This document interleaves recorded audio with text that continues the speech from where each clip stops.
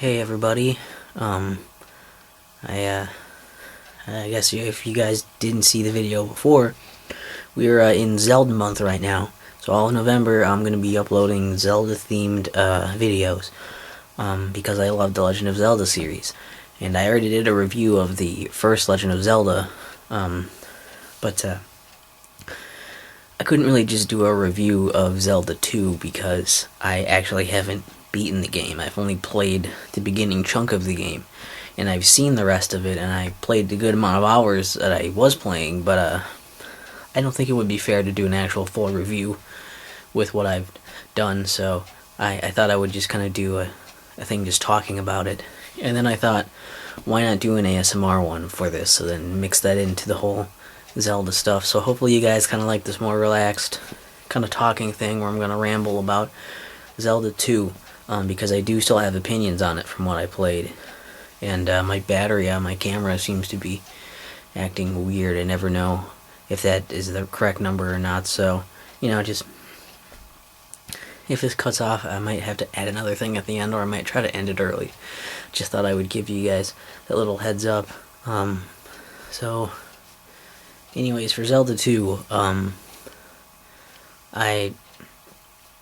know I was pretty excited to try it out because we kind of got this when we first got the Wii, and well, not when we first got it, but when we got the Wii and finally got like the wireless internet thing working on it, and then we could use the eShop, and there was the virtual console games, and there were 2 Zelda games on there that really interested us because we, had played other stuff like the first Legend of Zelda, Ocarina of Time, and I think we had played, like Majora's Mask and Link's Awakening by that point, some other stuff. So there was this stuff on it too, and I believe Twilight Princess. We probably played that before we got the eShop stuff, but and Wind Waker maybe. I'm listing a lot of games. Basically, the point is we played Zelda games before, and we were into them. And then there were 2 other Zelda games on here that we hadn't played before. One of them was A Link to the Past for the Super Nintendo, and the other was Zelda II, Link's Awakening for NES. And I guess we were assuming it was going to be more like the first Legend of Zelda. We didn't really look stuff up on it, I don't think, and even if it wasn't, I know we looked up, we didn't look anything up, but, it was a Zelda game, so we probably just figured, like, Zelda game on the same system as, the first one. It's probably going to be similar, and, the other Zelda games are good, so chances are it's probably going to be really good. And of course, a lot of you probably know that Zelda 2 is a weird Zelda game in terms of the series. When it came out, obviously, like, there was only one Zelda game before it, so there wasn't an established formula going on.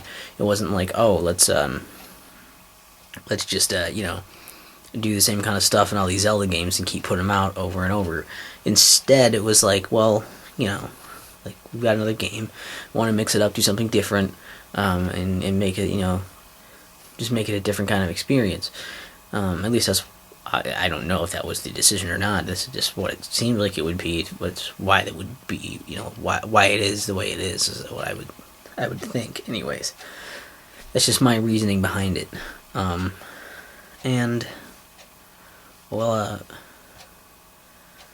I don't know. There's some changes to it. Like when you play the game, you kind of walk around an overworld map, like an overhead view, kind of like you would in the first game, except that you don't really do much on that overworld map. You kind of traverse it. You can get into these random encounters if you're walking off of the beaten path. Those little enemy things will pop up, and you have to avoid the little enemy icons as you move around, because if you interact with one, it puts you into a battle, which goes into like a side-scrolling thing, which is super weird. That the game is played kind of in like a side-scrolling way, and you can like jump, and you can duck, and you can, stab your sword. The towns, and there are palaces here too, places you go to. All those places will bring you into these side-scrolling places to do the actual action. So the overhead part is just like traversing a map, which is, a lot like other RPGs would do. There's also the ability to, like, you get experience when you kill enemies, and then you can level up different a few different stats, like your attack, your health, and your magic. Again, very much an RPG thing, and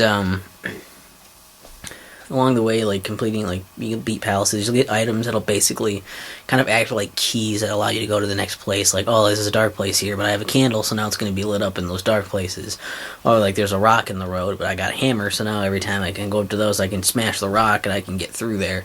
So it's kind of like, just, they kind of work almost like keys and, like, passive abilities, more than, like, items would. And instead, the way that it works here is that you use a lot of magical spells as you go along. Doing these different spells is what's going to save you. Like, you needed to get over some obstacles, you needed to do some specific things. And there's a lot of, like, just stuff you have to kind of, like, figure out. And some people tell you some helpful information in the game, some people don't. The game is cool. I mean, it's got some neat stuff in it, and, like, you know, it's got cool music and visuals. It's got interesting gameplay. Gameplay itself isn't necessarily bad either, but it's really hard. And I don't know, I can see why people would like the game. I don't think it's necessarily a really bad game. It's an okay game. In fact, if it wasn't a Zelda game, I might think it was alright, I guess. I would be more forgiving of it, I suppose, but the fact that it's the Zelda game is weird because it doesn't fit that well. Which is easy to say now also, but it's like, basically, you look at the games that are, you know, came past it, and you're like, oh, they kind of had a formula, they did a thing. So that's not, you know, that was their thing, and, like, of course, like, that's what a Zelda game should be, and this one doesn't really follow that, like, at all. It's completely different. But those didn't exist yet. So it's kind of unfair to count those.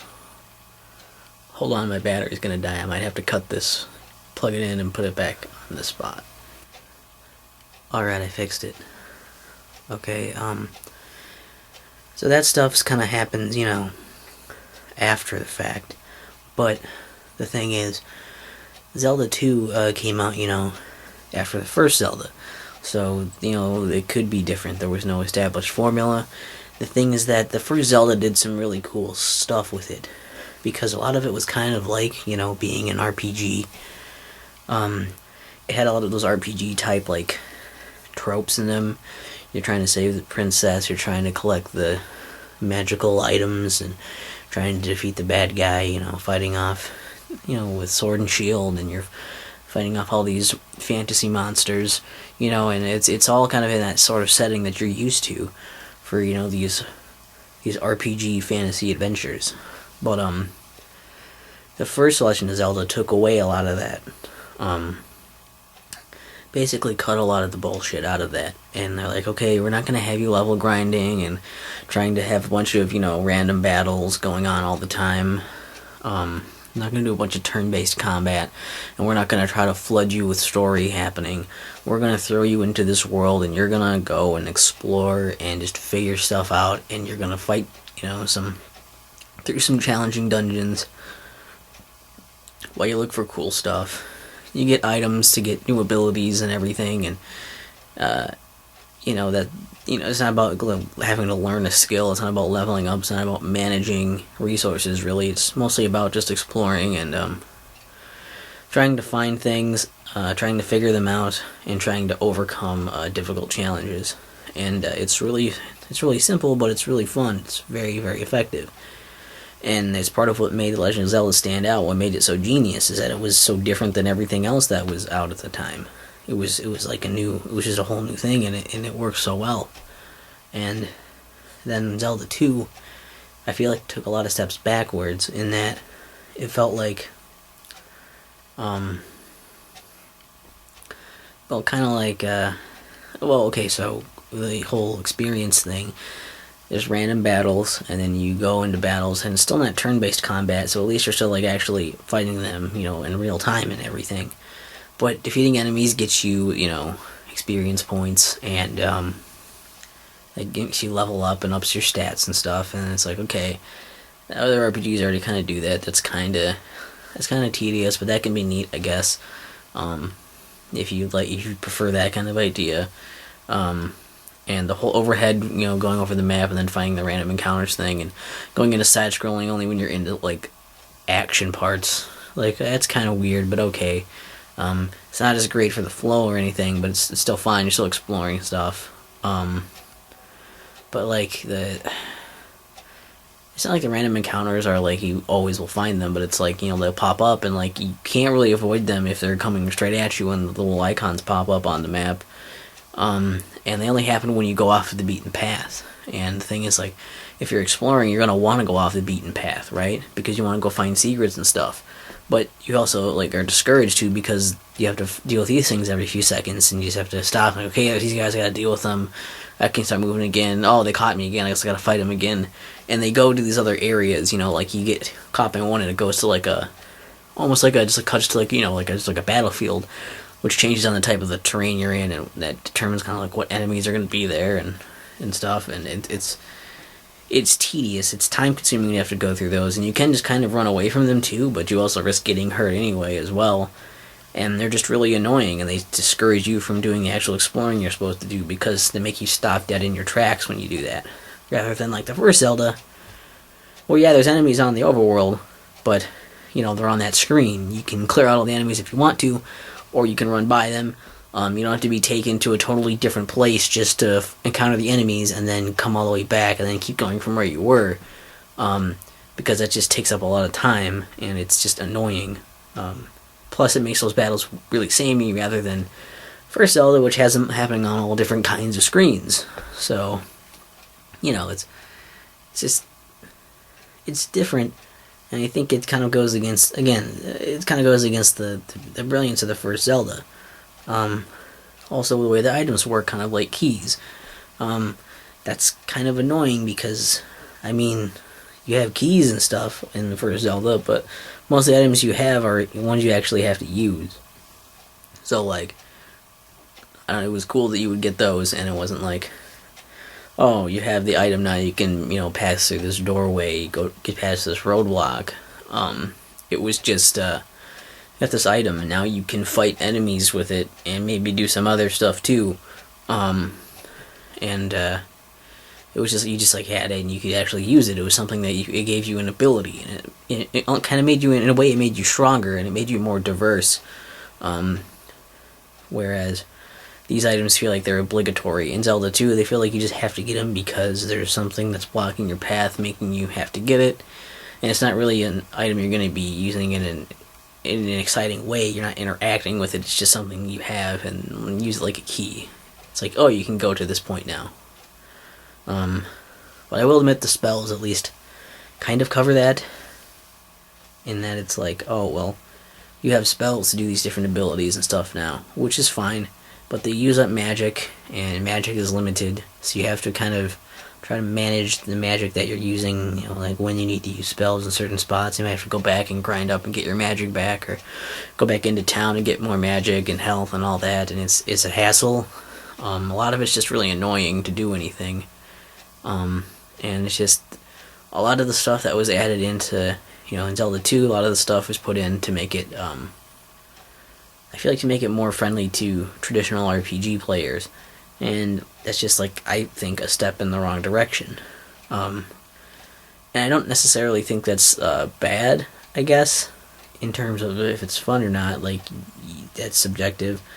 I just think it's bad in that it makes it more like other games that already existed, and there weren't a whole lot like Zelda. So, maybe not a great idea. I also think the leveling up system could be good because, like, if some games had the leveling system there in case, like, okay, I'm bad at, like, I don't have very good reflexes and skills at doing certain things, or I don't have, very good strategies for taking on, certain challenges. And then it's like, well, here's like, a leveling system, so if you just, like, grind up, you can get stronger, and then you can overcome those odds. And I don't feel like they did that very well, because there are level caps, and they're really low. The level caps in Zelda 2, I think, are 8 for all three of the stats. And I don't think they do enough. They feel like very, very mild returns for the amount of work that you put into them, and I think they're there to try to make it feel like some natural progression, but they don't go far enough. So if you're not good at the game, it won't matter how much you grind. You still gotta be pretty good at that game to beat it, which I know because I couldn't. Which is another problem I have, is that the game doesn't really have a good difficulty curve. It's just it starts out kind of fun and not too difficult, and you're still kind of getting used to it. The control's a little weird, how you have a very quick difference between, like, I'm walking and now I'm running, and there's a very small window where you're, like, not quite all the way running yet, and it can mess up your jumps and stuff too. And it feels kind of loose and slippery, and I don't care for that. Fighting a lot of the enemies can be difficult and annoying. You can get it down and you'll get techniques and like spells and stuff that'll make it easier later, but it still can be pretty rough, especially in the beginning too, which is when it should be easier. In fact, in the beginning it's actually very, very hard, because like the first like level or two or whatever, and then they put you into Death Mountain, you have to go through there, and then all of a sudden everything is really extremely hard. So I went grinding before I went there, and I maxed out all my levels, and I went to Death Mountain, and I still sucked at it. It was still way too hard, but I got through it. I was trying to find like this other town and stuff and what I'm supposed to do next, and then people weren't even very helpful, which is another problem, is that there are some people that are interesting to talk to in Zelda games, right? They don't always necessarily tell you helpful things, but at least the people who tell you stuff that isn't helpful, they're still telling you something that's kind of like interesting or goofy, or maybe some sort of reference or something. They're not just boring to talk to. And in the first Zelda, there were people to talk to that told you things that were very important. That was pretty much exclusively what you got from the very few people inhabiting that land, who I guess mostly live in caves, which is okay. And in Zelda 2, it's like there's towns, but like there are a lot of people who will just say things like hello, or like stuff like I have nothing to say, I am error. These things aren't helpful. The I am error at least is kind of goofy. They make it, it's like that's kind of a joke thing, I guess. But someone who just like says like hello and that's it, like that wasted my time. And they keep like walking across the screen, like keep respawning those same like generic people, so you don't know who necessarily you have talked to and who you haven't, because they all like end up looking similar and stuff, and it's a nightmare. And the few people that do tell you what to do are sometimes kind of vague about it, so it's not always the most helpful to even check out those things either.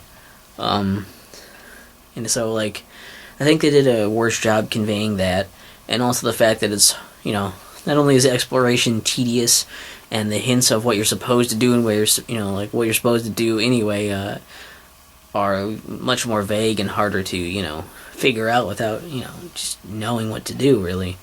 But also just like the exploration, I feel like the open world idea, I guess, is just really scaled back here, where you have some freedom, but the little freedom you have is walking around on a mostly barren overworld with maybe a few secret places for you to walk into.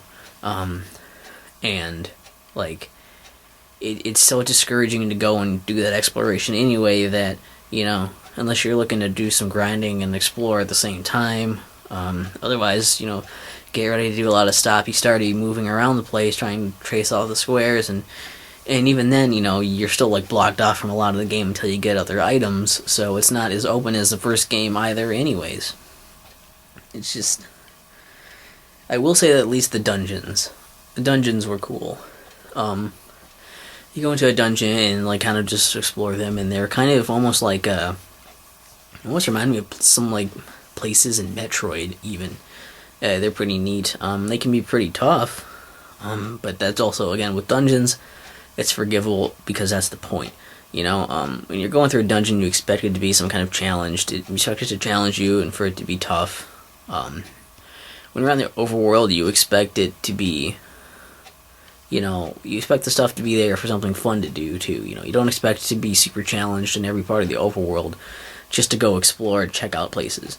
You expect to have a good time and to, not saying there shouldn't be any random encounters, although I with the way it's set up, I mean, you pretty much have to have those. But maybe less of them or some way to get out of them. I don't know. It seems just like a really tedious system, and they just overall put in a lot of RPG stuff, which I thought was really just a step backwards.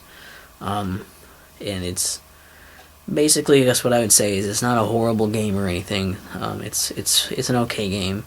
It's just it's very difficult. It's not all that unique. It's not super well designed. It's fine. It's functional and it's got some cool stuff in it, definitely. But it's still kind of on the shakier side of like, I don't know. And I played a bit on the Virtual Console version, and then I played most of it. I did all the grinding and everything, and tried my hardest at it. Was on the classic NES series, Game Boy Advance port, and honestly, it's a game where if you're a big Zelda fan, check it out. Obviously, if you're a big Zelda fan, you should check out every Zelda game, just in case. But, you know, it's not necessarily going to be something you'll like just because you like Zelda games, since it is a weird one. It's not like other Zelda games. And if you want something like with the Zelda universe that's just like a bit different in how it's, you know, and what it's done and like the gameplay, because side-scrolling is a lot different. You know, you could give it a look. Or if you just, like, you know, you're really into NES games and stuff, that's one of those I think is, you know, it's at least, if not, even if you don't enjoy it, like, playing it, you might still kind of like the neat stuff and, like, the historical value. And you'd be like, okay, this is a neat thing, and got to, like, experience and see what it was like to see the sequel to, you know, one of the most popular games of all time, so it's cool. But, yeah, I guess I just really wanted to tell you guys about that, and I knew I couldn't in good conscience do an actual review on it, a real person reviews episode, because I didn't actually beat the game. I've seen it beat, seen the rest of the game, but I guess I just kind of wanted to justify why I don't like it, and to also to talk about it, acknowledge it, because it's still an important game, and it's like I say, it's not necessarily a bad game or anything, but I certainly don't like a lot of the stuff about it. And the fact that it's a Zelda game just kind of hurts its chances too. So I don't know. It's in a, even in this big competition of things, there are a lot of games that aren't Zelda games that I like better than it. So, But what did you guys think of Zelda 2? Did you guys like it more or less than the first Zelda? Or how would you rank it? What did you feel about it? I know that opinions are largely that it's bad, mostly because it's different than the other Zelda games, but honestly, yeah, I just want to know what you guys think. I'm pretty curious.